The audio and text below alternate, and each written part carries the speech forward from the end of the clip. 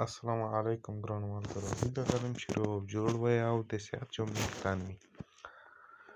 نن تاسو ته زه داسې طریقه درښایم چې څنګه کولی شو چټ جي پي ټي په خپل واتساپ کې راولو او په واتساپ کې په اسانه توګه مسیج ورسره وکړو او معلومات ترې واخلو.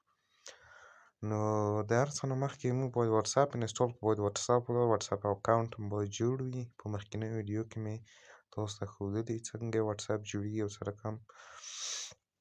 او نن تاسو ته دا ښایم چې چټ جي پي ټي څه رقم واتساپ کې راولو چې په واتساپ کې مسیج ورسره وکړو.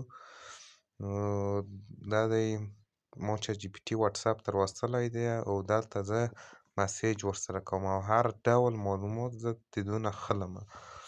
نو د هر څه نه مخکې موږ باید د چټ جي پي ټي نمبر چې تاسو یې په دې صفحه کې وینئ دغه باید موږ په خپل تلیفون کې ثبت کړو. نو د مثال په توګه زه راځمه د شمیرو ځای ته او دلته زه د چټ جي پي ټي نمبر لیکمه.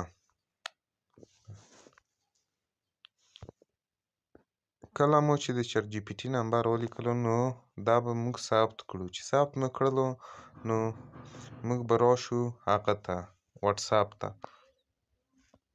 نو تاسو وینئ چې چټ جي پي ټي زما واتساپ کې راغلی دی.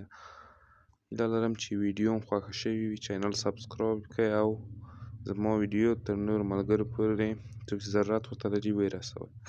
خدای په امان، ښه وخت.